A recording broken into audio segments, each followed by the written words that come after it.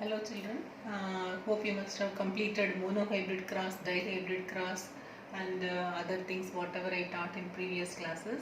So in continuation of that, let us see in this today, let us see why Mendel, no, he has done lot of work, we studied. So but anyhow the Mendel's theory, it was not recognized fully. So let us see why it is not recognized fully. Then chromosomal theory of inheritance, regarding that also we will see. Then later experimental verification, for that also we will cover. So let us see why Mendel's theory, maybe he has done lot of work, but that work, no, it remained unrecognized. So why, what is the reason? So first of all, during that time, during that those days, no, the communication, it was not much easy. So that's why, that is his work, he could not publicize his work much. So that's why, that's the first reason. And secondly, when you see the concept, the genes, nowadays we call that as genes, but it was called by factors by Mendel. So what he concluded, no, the genes, the factors, what he called, so as stable discrete units. According to him, it was like that. And when you see the expression of traits, it was controlled by them, mainly a set of alleles. So, but they did not blend with each other. Accordingly, he was concluding. But anyhow, there was lot of deviation was there later when the law of inheritance and all studied. That also we will cover in this chapter. So, thirdly, when you see, he was the approach of mathematics, what he was used to explain the biological phenomena through maths, it was totally new for other people and it was unacceptable by them. So during that time they could not understand what he explained using maths. So that is the third reason. And finally, he could not give any physical proof for the existence of factors. The fact, nowadays we call that as genes, that is DNA, everything we know. But during his time, he could not give any physical proof. So that's why he has done lot of effort. But his work, it was remained unrecognized.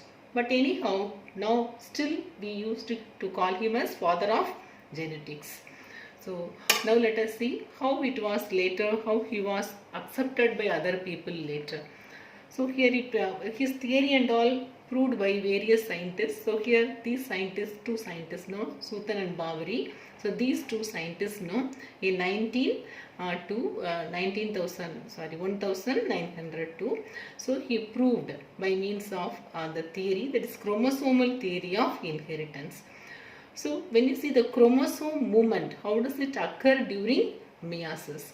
So they work out on that. So when the chromosomes, always they are diploid. They are found as diploid in the body, but that diploid, they used to become haploid during the formation of gametes. So here there is the knowledge of the chromosomal segregation. What Mendel he told, law of segregation. So then both of them, they combined their idea, these two scientists, they combined their idea along with Mendel's theory, and they proposed the theory as chromosomal theory of inheritance. So what is the chromosomal theory of inheritance? Accordingly, what do they tell? When you see the chromosome and genes, they are always present in pairs in diploid cells. Diploid cells, always they will be in set. When you see the homologous chromosome, so what is meant by homologous chromosome?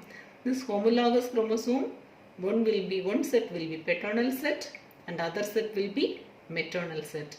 And this homologous chromosomes, they used to separate during gamete formation. They found to be together in the body cells, but they separate during gamete formation. That is, the diploid condition will be converted into haploid. So that's why it becomes haploid during meiosis, at the end of meiosis. But during fertilization, when two gametes, haploid gametes, when they fuse, they will restore the diploid condition. Then apart from that, during that time also, the assortment of the chromosomes will be independent. Segregation also independent. Apart from that, assort also independent. So this is the chromosomal theory of inheritance. So they blended whatever they found along with Mendelian principles, and they call that as chromosomal theory of inheritance. So when you see the experimental verification of chromosomal theory, the other scientist, that is Thomas Hunt Morgan, so he proposed, so along with his colleagues. So he studied in Drosophila melanogaster, that is the fruit fly.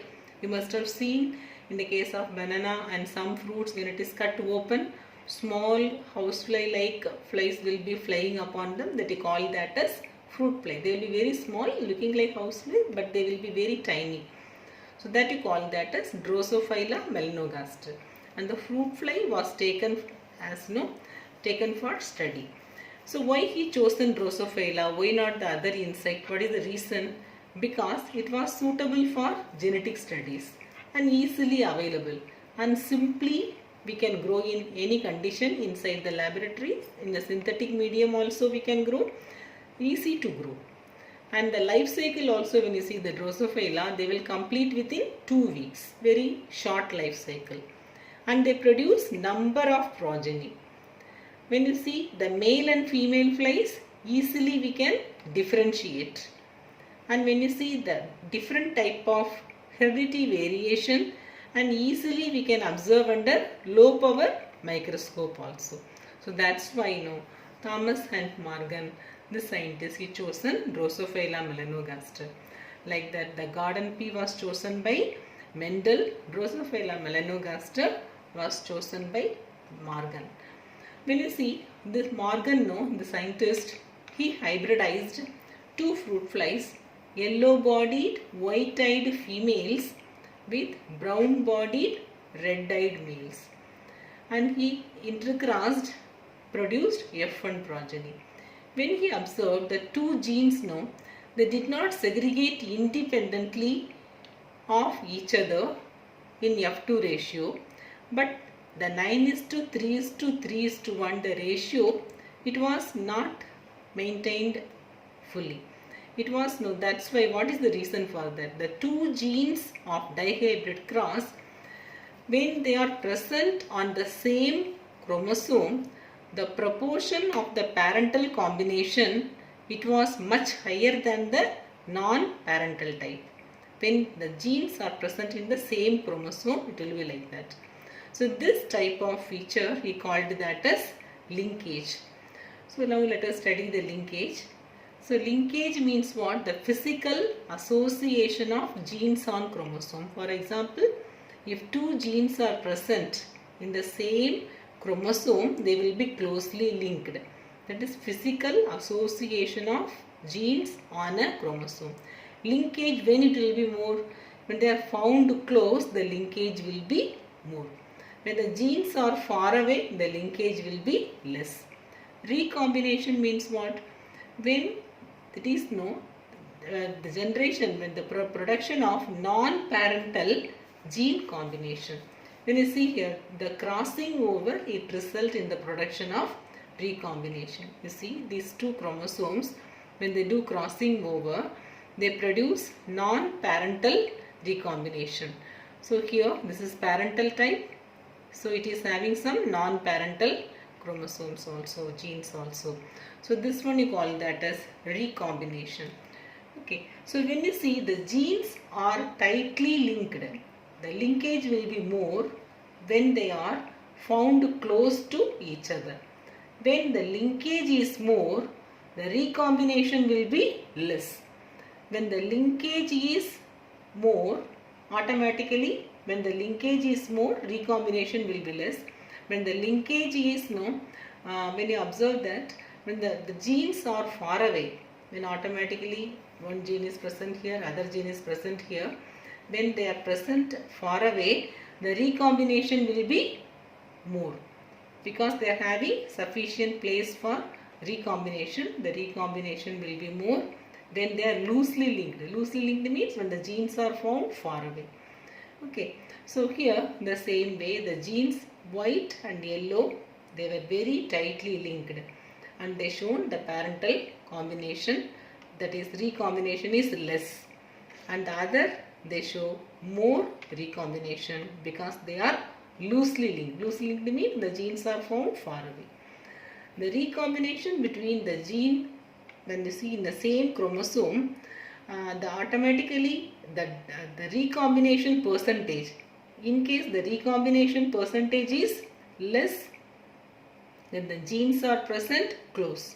When the recombination percentage is more, the genes are far away. Means the measure of recombination, by seeing this, we can find the distance of two genes. So in this way, the genes can be mapped on the chromosome. So when you see here, these two genes, they are closely present. The linkage is more. Here these two genes are present far away. The linkage is less and the recombination will be more. That's why you see here the recombinant type, it is more, 37.2 here, because the genes are far away. But here the genes are found close. That's why the recombination percentage is 1.3, that is less. Means when there is less recombination, the genes are found closer. When there is more recombination, that means the genes are found far away. So here the hoop type chromosome, it tells regarding Y chromosome. Actually this is Drosophila melanogaster. In the case of Drosophila melanogaster, male chromosomes will be XY combination and the female chromosomes are XX, like human being only. So this is no Y chromosome, and the rod-like chromosome, it is shown by X chromosome. This is female and male. When you cross, they produce F1 generation, and the F1 generation is crossbred, they produce no F2 generation. This is one cross separate and this cross is separate. This is for closely linked genes. This is for the genes present far away. Okay children, so this is the conclusion. Accordingly we can find out the percentage of recombination. By seeing the percentage of recombination, we can find the distance between the genes. Okay, so today we will conclude up to this.